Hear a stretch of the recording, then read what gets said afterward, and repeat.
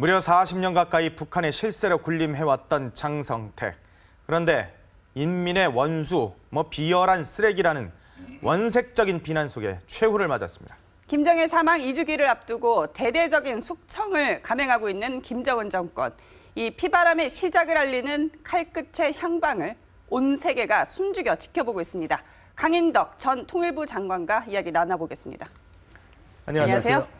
장관님, 말씀 나누기 전에 오늘 노동신문에 이어서 조선중앙TV가 아주 자세하게 다 읽었거든요. 판결문 내용. 그거 잠깐 들어보고 얘기를 나눠보도록 하죠.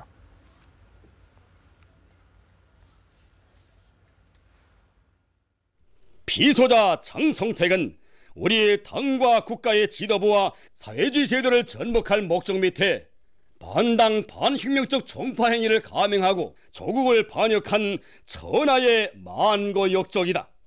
개만도 못한 추악한 인간 쓰레기 장성택은 당과 수령으로부터 받아하는 하늘 같은 믿음과 뜨거운 육신적 사랑을 배신하고 천인공노할 반역 행위를 감행하였다. 시대와 역사는 당과 혁명의 원수, 인민의 원수이며 극악한 조국 반역자인 장성택의 짓돌리는 죄상을 영원히 기록하고 절대로 잊지 않을 것이다. 세월은 흐르고 세대가 열백 번 바뀌어도 변할 수도 바뀔 수도 없는 것이 백두의 혈통이다. 우리 당과 국가, 군대와 인민은 오직 김일성, 김종일, 김종은 동체밖에는 그 누구도 모른다. 이 하늘 아래서 감히 김종은 동체의 일적 영도를 거부하고 원수님의 절대적 권위에 도전하며 백두의 혈통과 일개인을 대치시키는 자들을 우리 군대와 인민은 절대로 용서치 않고 그가 누구이든 그 어디에 숨어있던 모두를 쓸어모아 역사의 존엄한 심판대 위에 올려세우고 당과 혁명, 조국과 인민의 이름으로 무자비하게 징벌할 것이다. 개만도 못한 추악한 인간 쓰레기라느니 가진 발폭탄을 다 하는데요. 들어보면은 왠지 김정은이 엄청 불안한가 보다 이런 생각이 드는 건 왜죠?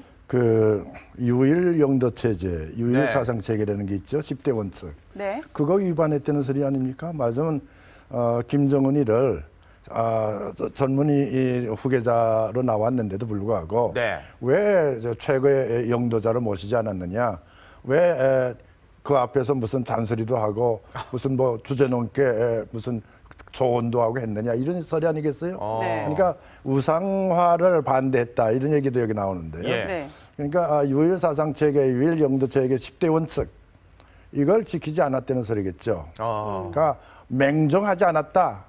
아는 체하고 주제넘게 떠들었니 이 얘기죠. 간단히 얘기하면. 이 북한에서 계속 강조를 하고 있는 게 이 백두 혈통입니다. 세월이 지나도 변하지 않는 거는 백두 혈통이다. 그런데 이거는 뒤집어서 보면 지금 김정은이 의지할 때라고는 핏줄밖에 없는 거 아닌가. 그만큼 자신감이 없다는 방증이 아닐까 싶거든요. 물론 그런 점도 있죠. 근데 한 가지 이미 금년 여름에 북한에서 나온 정보에 의하면은 장성택이를 만난 사람이 내 말도 잘 안 듣는다라는 얘기를 하더래요. 장성택 자신이. 그때부터 이게 잘 먹혀지지 않는구나. 무슨 문제가 있구나 하는 것을 저도 생각하고 있었는데 이게 어떻게 보면은 군중 쿠데타라고 할까? 안에서 이미 합의가 돼서 이제는 제거하자 곁까지니까 이걸 결정을 하지 않았을까 싶어요. 그러니까 2년째 아닙니까? 이대로 놔뒀다가는 이건 뭘 할지 더욱더 어려워질 것 같다. 선군 정치를 해서 당 중심으로 돌아올 때 군을 다 쳤죠. 리영호 총참모장부터 다 치지 않았습니까? 그래가지고 당으로 권력을 가져왔는데 당이 권력을 가져온 다음에 행정부가 몽땅 장악했단 말이죠. 공안을 통해서. 이렇게 되니까 이거 그대로 놔뒀다가는 40년 동안이나 뿌리 깊이 당, 정, 군 또는 사회단체, 교육계, 문화예술계 전체 다 씨를 뿌려놨기 때문에 이게 조직적으로 저항할 가능성이 있다.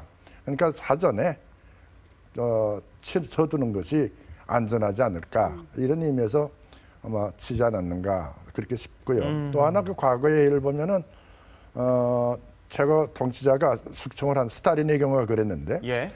숙청을 해놓고 너무 지나치게 숙청을 했다고 그래서 상대방이 저항을 해올 때는 네. 숙청 하는데 앞장섰던 그 사람을 또 숙청한단 말이죠. 이건 내가 잘못한 것이 아니라 내가 지시한 것을 이미 과도하겠다.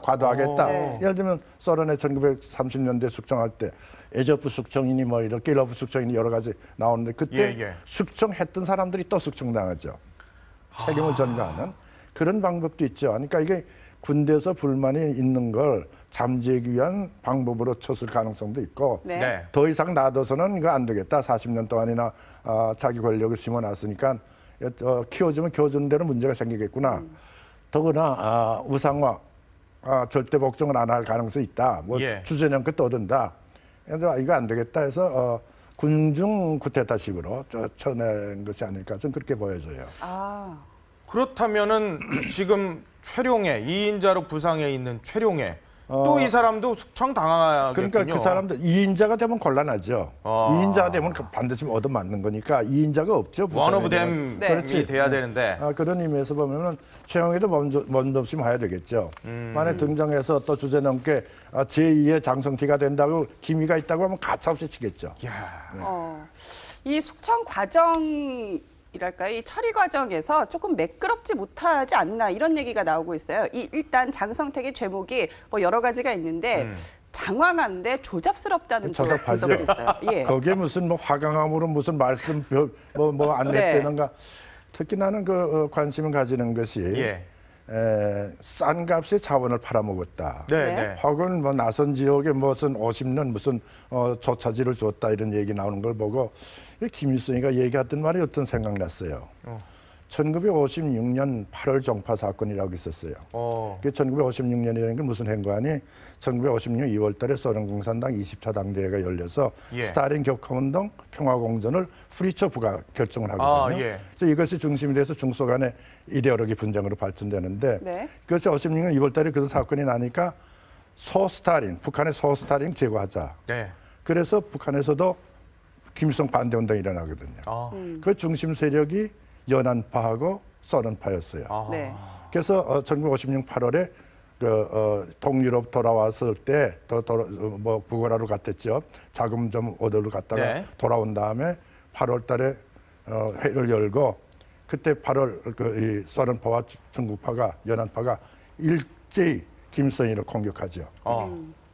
그래서 오전에 이제 윤곰이라는 상업상을 중심으로 해서 공격을 하는데 했더니 도저히 안 되겠으니까 김일성이가 휴회를 선포하죠. 휴회를 선포하니까 오후 회의를 넘어가니까 그리고 체포령이 내리는 거죠. 하니까 그때 이제 윤곰이 소위 직업동맹위원장, 이필규, 건재공업소 건재국 이 도망가죠. 그래서 압록강 넘어서 중국으로 간단 말이에요. 근데 중국에서는 마침 중국 공산당 8차 당대회가 열리고 있었어요. 거기에 소련에서 미코얀이라는 정치국원이 와 있었거든요. 그래서 모택동한테 가서 얘기하니까 모택동이가 이건 안 되겠다. 그래서 6.25 때 정사령관으로 나왔던 팽덕회 하고 미코얀을 북한에 보내죠. 그래서 김일성이 앉혀놓고 이건 아니지 않느냐. 그래서 원상 복귀시키죠. 제거해라 했던 걸. 그런데 10월 달에 무슨 사건이 나는 거 아니 헝가리 폭동 사건이 나죠. 그러니까 프리초프가 이것은 헝가리 폭동 사건이 제일 중요하니까 동굴압하니까 이거를 해결하기 위해서 역사적 발전 단계가 맞게 대내적인 조치를 취한다 이런 그 이론을 펴죠. 그걸 받아가지고 다시 뒤집어엎는 거죠. 그런데 그때 이제 3명이 도망간단 말이죠. 윤공음 상공부 장관, 상업부 장관, 근데 이필규 건재공업국장 그리고 직업동맹위원장 소위 이것은 모택동이 때 받아들였어요. 그러니까 이런 현상을 이제 보면서 이거 중국에 대한 그 불만을 할 때는 중국으로 도망가는 사람이 많겠구나 생각을 했고 또 하나는 뭐 싼 값에 팔아먹었다는 얘기를 들으면서 이거 김일성이가 했던 얘기구나 하는 생각나요. 1972년에 우리가 평양 갔을 때 저도 그때 갔을 때 밥을 같이 김일성하고 밥을 먹는데 그때 무슨 소리 한 거 아니 프리초프가 우리 보고 코메콘에 가입하라고 그랬던 코메콘이 뭔가 하니 동굴아빠 경제 상호협력기구. 그래서 나는 노 했다. 왜 노 했느냐? 소련은 대학생이고 우리는 소학생이다. 대학생하고 소학생하고 경제 교류하면 너 남을 거 뭐 있겠느냐? 예. 우리는 전부 다 땅구멍 남는다. 자원 전부 캐서 팔아먹어야 될 테니까 예. 우리는 땅구멍만 남고 뭐 남은 게 없다. 또 우리가 사오는 것은 비싸게 사왔고 예. 우리 것은 싸게 사가겠다고 그랬다. 그래서 나 코미콘 가입 안 하겠다고 그랬거든. 네. 마치 이 얘기 생각나는 게 중국이 과거에 소련과 같은 위치에 있지 그렇죠, 않느냐. 지금. 그러니까 이제 압력을 넣어서 뭐 가져가고 뭐 무역하고 석탄 지금 많이 가져가죠. 아이오닌이 예. 뭐 이런 가져가는 거. 이게 싼 값에 가져가는 것을 이걸 책임을 여기 그렇네요. 뒤집어 씌우는 게 아닌가. 네. 그런 생각이 들어요. 아. 뭐 이런 의미에서 보면은 이게 단순히 예. 그 대내적인 문제만 영향이 올 것이 아니고 중국과의 관계에서도 영향이 오겠구나. 국진 관계가 또 하나 그동안에 장성택이가 중심이 돼서 개혁적인 방향으로 간다. 뭐 생산 관리 체제 개혁하고 있다. 네. 그래서 2002년에 박봉주 지금 총리가 나왔는데 네. 그 사람이 했다가 중가운데 제거됐다가 다시 살아나서 당의 경공업부의 부부장이 됐단 말이죠. 예. 그때 부장은 누군가니 김경희죠. 아. 김정일이가 죽은 다음에 김경희가 당 정치국으로 들어가니까 네. 박봉주가 부장이 되는 거죠. 네. 경공업부장. 경공업부장이라는 게 뭐냐? 인민생활이란 말이죠. 네. 그러니까 인민생활의 총책임자가 됐다가 이번에 내각 총리. 네. 내각 총리로 됐는데 이렇게 보면은 이게 뭔가 인민생활 향상에 중심을 두다 보니까 군부에 대한 불판도 나올 수가 있다. 그러니까 이제 핵과 인민경제를 병진한다는 그렇죠. 정책 가운데 인민경제로 갈 거냐, 핵을 계속해 발전시킬 거냐, 네. 이 두 가지 문제 상당히 재정적으로 경제적으로 어려움이 있는 걸 반영한 것이 아닌가 그런 생각돼요. 복잡하게 얽혀 있는데 남북 관계는 어떻게 될 거라고 보세요? 남북 관계는 제가 지금 중심에서 보는 것이 개성공단이에요. 개성공단에 대한 북쪽의 태도가 어떻게 되느냐. 오늘 유화 제스처를 또 그러니까 저는 그 동안에 군부가 강경 정책 썼지 않았어요? 예. 그래서 뭐 파국으로 넘어갔다가 다시 부활돼 가지고 지금 정상 가동 단계까지 와 있는데 네. 이것이 만약에 다시 한번 또 군부의 압력 옛날 식으로 그렇게 강경하게 나온다면 예. 그 문제 되겠죠. 근데 나는 북쪽의 경제 형편으로 봐서 네. 중국과의 경제 협력도 그렇고 남북과의 경제 협력 문제도 그렇게 큰 지장이 올까? 이걸 만약에 지장이 오도록 만든다면 북쪽의 경제는 무너지는 거죠. 말 그대로 북쪽을 경제 무너질 뿐만 아니라 체제 자체가 무너질 가능성이 있으니까. 예. 네. 그런 의미에서 보면은 지금 생산 관리 체제 변화 이것은 한마디로 얘기하면 시장 논리죠. 시장 네. 논리를 가져오는 거죠. 그것을 계속해 유지하고 있는 한 우리와의 경제 협력 문제도 우선은 이제 과거와 같이 정상적으로 갈 수밖에 없지 않겠는가. 만약 여기서 다시 개성공단 문제 가지고 우리한테 압력을 가한다든가 하면 이건 큰 문제가 되겠죠. 이건 전체적으로 대남 전략이 바뀌어지는 것을 의미하지 않을까 그런 네. 생각이에요. 좀- 한 가지 문제는 네. 핵건 미사일 이런 문제를 다시 실험하지 않을까 가능성이 없는 건 아니죠. 예, 지금 오늘 또 유 장관도 그 말씀하시고요. 도발을 할 가능성이 없는 것도 아니고. 예. 그런데 만약에 그걸 한다고 할 경우에 그 가뜩이나 지금 유엔의 그 안전보장이사회 그 제재 조치 가입이 예. 있는데 중국의 입장이 대단히 난처하겠죠. 중국 입장이. 그런 의미에서 보면은 중국의 압력을 생각해서라도 하고는 싶을 가능성이 있어요. 왜냐하면 내정이 혼란할 때는 외정을 긴장시킴으로써 그걸 그렇죠. 대내적으로 네. 가져와서 국복하는데 하겠지만은 조금 더 우리가 신중하게 봐야 되지 않을까 그렇게 생각합니다. 이 장성택이 뭐 친중파의 대표적인 인물이고 여러 가지 이제 그 북중 관계에 가교 역할을 했었는데 중국은 이 사태를 어떻게 보고 있을까요? 당분간은 그대로 관망하지 않을까 싶어요. 신중하게. 관망이요? 왜 그런가 하니 내가 왜 그렇게 생각하는가 하니 중국의 시진핑 지금 주석의 정책이라는 건 새로운 대국 관계죠. 네. 네. 새로운 대국 관계를 형성하는 거죠. 다시 말해 태평양 지역에서 미국과의 관계를 개선하는 하면서 대국으로서의 중국을 다시 일도 세우는 거 아니겠어요? 네. 예. 거기에 어느 정도 지장이 오느냐, 여기 문제가 되겠죠. 만약에 핵 개발이다, 무슨 미사일 개발이다 하게 되면은 신흥 같은 거 하게 된다면 이건 명분을 일본과 미국에 주는 거죠. 그렇죠. 군사적 압력을 예, 가할 예. 수 있도록 이 지역에. 그렇기 때문에 저는 시진핑으로서는 그런 전략적인 관점에서 북한을 들여다보고 있을 것이다. 네. 예를 들면 중국에서 나오는 그 사람들의 얘기를 들으면은 북한이라는 땅은 넓게는 조선반도죠. 네. 한반도라는 것은 중국의 안전보장의 문호다, 관건이다. 그건 지금만 그런 것이 아니고 고대로부터 지금까지 그렇다 이런 소리를 하거든요. 네. 이런 걸 봐서는 북한이라는 그 지역은 중국의 안전보장에 절대적으로 지금 필요한 중요한 그 위치에서 크게 변화되진 않았다고 저는 보고 있어요. 네. 그런 의미에서 보면은 내부 문제다, 내정 문제다, 북한 내부의 문제지 우리하고는 그렇게 큰 관계가 없다는 그런 논리로 펴면서 관망하겠죠. 그렇다고 해서 김정은을 얼른 불러서 어떻게 이렇게라 저렇게라 그렇게 지시할 처지도 아니니까 예. 상당히 오랫동안 신중하게 보면서 움직임을 보겠죠. 그리고 그동안에 중국과는 이제 정부 간 협력 관계, 네. 경제 협력 관계, 이런 압록강 다리를 지어준다든가 도래를 건설한다든가 나진항에 무슨 네. 그렇게 이런 건 국가 프로젝트니까 그건 유지가 되겠지만은 네. 실제로 경제 협력을 하자면은 중국에 민간 기업이 들어가야 되겠죠. 근데 지금 민간 기업이 들어가지만 지금과 같은 혼탁한 상태에서 누가 들어가겠어요? 안 들어가죠. 또 시장 원리가 작동을 해야 될 텐데 작동할지 안 할지도 모르겠고 예. 그 대단히 망설이겠죠. 그러니까 중국으로서는 이거는 그 강택민 때부터 쭉 내려오는 정책인데 중국에 네. 시장 운작, 시장 원리가 작동하는 그런 환경을 만들어 이건 변함이 없는 중국의 요구예요. 네. 중국의 일관되게 후진타오 때부터 쭉 그 얘기를 하고 있으니까 거기에 큰 지장이 온다면은 거기 변화가 없다면은 중국에 대한 민간 기업은 갖지 않겠죠. 따라서 나는 시진핑으로서는 전략적 각도에서 북한을 보면서 내가 이런 식으로 간다면 긴장만 조성시키는 결과가 올 테니까 예. 좀 더 나는 지켜보자. 보겠다. 따라서 김정은이가 베이징을 간다든가 안 간다는 게 이건 나중 문제가 되겠죠.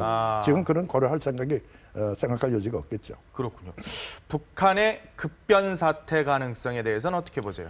글쎄 그것이 없는 건 아니죠. 네. 지금 같은 상태로 간다면 김정은에 대한 국민적인 북한 동포들의 그 신뢰가 상당히 떨어질 거 아니겠어요? 네. 문제는 급변 사태가 오려면은 뭔가 조직적인 저항이 일어나야 되겠죠. 네. 그 조직적인 저항은 어디서 일어나야 되는 거 아니 군부죠. 네. 과거에 1956년 8월 종파 사건 다음에 전부 연안파 써는파가 숙청된 다음에 예.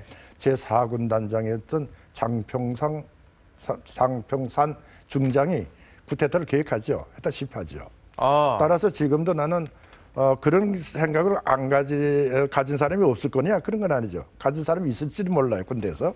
그러나 그 통제력 네. 이건 여전히 살아있지 않는가. 이번에 저는 김원웅과 정치 거기에서 숙청하는데 책임을 지고 한 그 세력을 보면서 대단히 군부에 대한 감시 감독은 강하겠구나.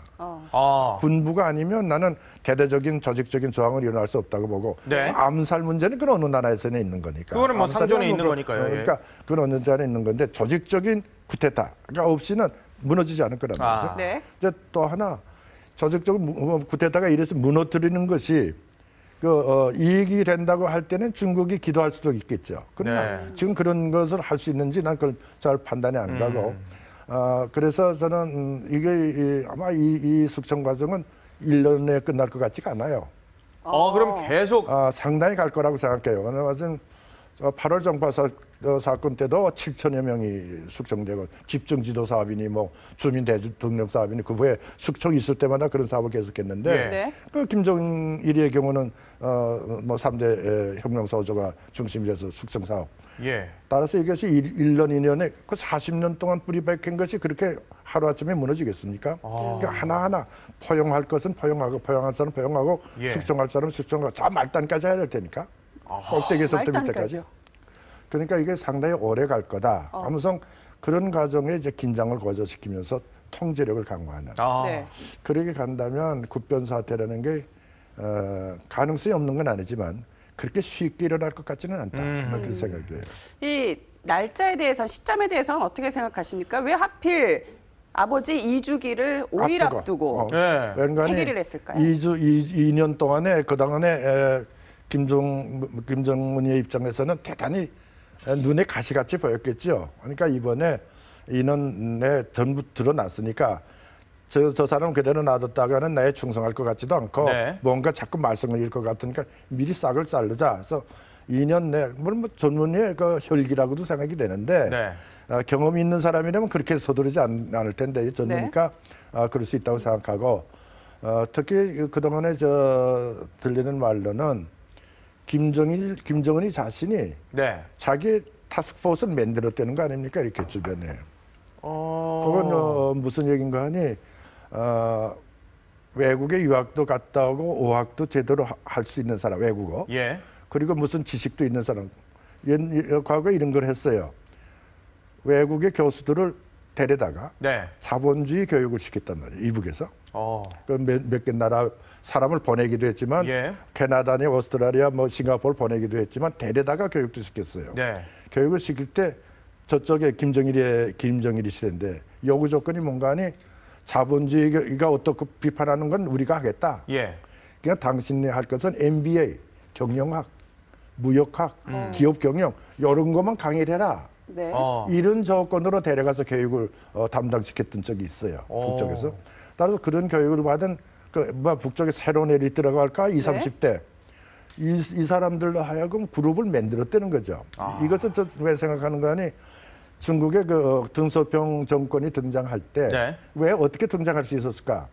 그때 문화혁명 때 전문의들이 다 하방당해서 예. 집을 고생했잖아요. 네. 돌아와서 지방 가니까 이렇더라. 이거 안 되겠다. 그래서 아버지가 전부 당의 간부들이니까 아버지한테 건의를 한 거죠. 그래서 소조를 만들죠. 개혁 소조를. 그래서 이 사람들이 스타디를 해가지고 아버지들한테 부친들한테 얘기를 해서 등소평의 개혁으로 가는 거죠. 네. 근데 그런 스타디가 북쪽에서도 있다는 얘기를 들었는데 예. 막 그렇다면은 이제 2년 됐으니까 이제 자신감이 생겼을지도 모르죠. 자기들 계획에. 그런 가능성도 없는 건 아니겠죠. 그렇군요.